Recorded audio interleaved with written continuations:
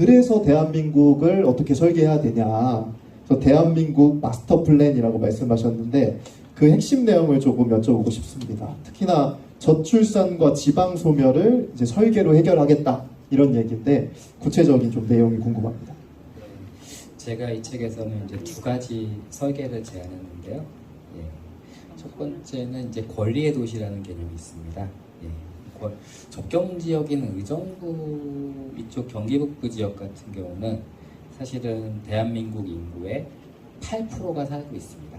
예. 그런데 우리가 8%의 기회를 찾아먹고 사느냐, 여기에 대해서는 저는 상당히 한 4%나 찾아먹을 수 있을까라는 생각들을 좀 갖고 있습니다. 사실은 그래서 이제 경기 북부 특별자치도 얘기도 뭐 한동안 좀 있었고요. 또 그거에 대해 반대되는 얘기들도 좀 있었는데, 저는 이런 부분들의 문제들이 단순하게 자치권의 문제라고 생각하지도 않고요. 또 규제의 문제라고 생각하지도 않습니다. 제가 제일 중요하게 생각하는 부분들은 경기 북부가 가지고 있는 입지의 문제라고 생각합니다. 의정부에 지금 뭐 많은 정치인들이 좋은 기업을 유치하겠다는 생각들을 전임 시장님부터 지금 시장님도 되게 노력을 많이 하고 계시죠.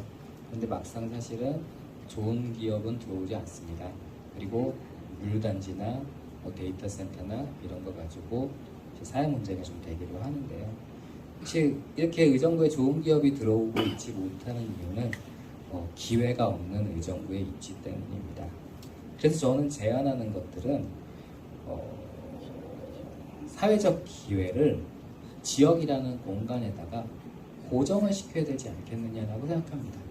그럼 예를 들면 경기 북부에 아까 말씀드린 8%의 인구를 가지고 있다고 말씀드렸지 않습니까?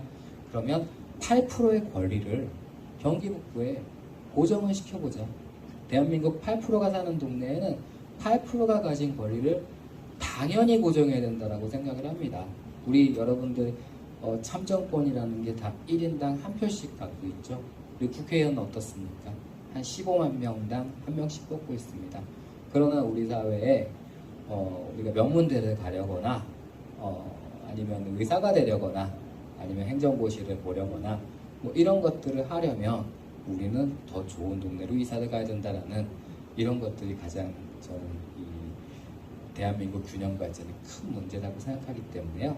이런 거 인위적으로 뭐 수도를 세종시로 이전해서 뭐 어디를 개발해서 뭐 이런 거를 믿지 마시고 그냥 우리는 8%의 인구가 살고 있으니 8%가 가져야 될 의사 면허든 뭐 행정고시, 국가고시를 합격하는 것이든 자격증이든 명문대든 8% 그냥 고정해달라는 얘기가 가장 합리적일 것 같고요. 이렇게 진행이 되다 보면 대한민국 사실 어디에 사나 큰 기회는 비슷하게 될 거라고 생각하고요. 그렇게 되면 삼성이나 이런 대기업들도 오히려 지금 모여있는 곳에 모여있는 것보다는 분산을 해서 하는 것들이 훨씬 더 그 기업을 운영하는 환경이 더 유리해질 거라고 생각합니다.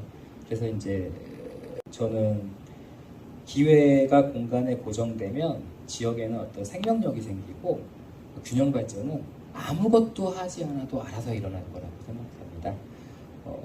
인재들이 더 나은 기회를 얻기 위해서 강남으로 가는 일은 이제 사라질 거고요.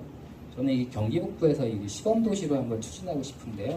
이 시범 모델이 성공하면 아마 영남도 해달라고 할 것이고 호남도 해달라고 할 것이고 강원도도 해달라고 할 것이고 제주도도 해달라고 할 것이다라고 생각을 해보면 우리 사회가 되게 이제 좋아지지 않을까라는 생각을 하고요. 여기 이제 강남에서 오신 분이 한 지금 5분 정도 계신데 이게 아직 책이 뜨지 않았으니까 지금은 아무 상관 없습니다. 근데 뭔가 이게 뜨는 분위기 좀 바뀌시면 얼른 팔고 저기 강북이나 저기 뭐 변두리로 저기 이사를 오시면 더 좋은 세상이 되지 않을까 싶습니다. 두 번째로는 자율적 복지라는 이 개념들을 좀 잡아봤는데요. 이 자율적 복지는 우리 기존에는 우리 보편적 복지와 이 선별적 복지라는 생각을 많이 하죠. 보편적 복지는 뭐예요? 모두 다 주는 거예요. 예, 선별적 복지는 내가 봐서 정말 어렵다라고 생각하는 사람들한테 주는 거죠. 저는 근데 자율적 복지라는 개념들을 좀 생각해 봤는데요. 이 자율적 복지는 보편적 복지와 선별적 복지와는 다르게 내가 선택을 하는 겁니다. 내 복지를 받을지 말지를. 내가 이재용 아들이야. 근데도 내가 선택할 수 있어. 나는 상속을 안 받을게요. 라고 선택을 하는 거에서 시작을 하는 겁니다. 상속을 안 받겠다고 선택을 하는 거는 아마 대체로는 부모의 자산이 많으신 분들은 상속을 안 받겠다고 하실 이유가 없고요. 부모의 경제력이 부족한 사람들이 아마 상속을 안 받겠다라고 할 수 있을 것 같은데, 이 상속을 안 받겠다라고 하는 사람에게 빠른 자립을 결혼 시점에 어떻게 지원을 할 것인가라는 관점에서 이제 좀 접근을 했는데요.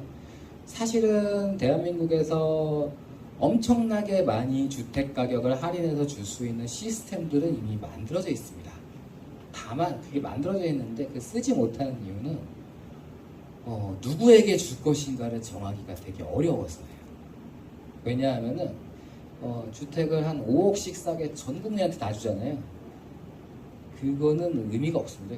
다 금방 오르기 때문에 제 지원을 뭐 2억씩 해준다. 그럼 집값이 2억이 더 오르게 돼 있고요.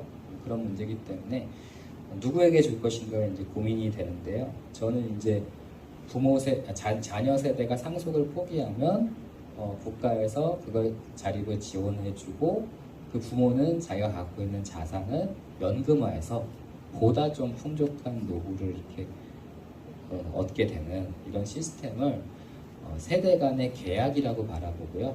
청년 세대와 기성 세대 간의 어떤 계약을 통해서 국가가 자립을 정말 설계해주는 복지라는 관점에서 제가 아까 2장에서 말씀드렸던 그런 내용들을 정책적으로 한번 구현해 봤습니다.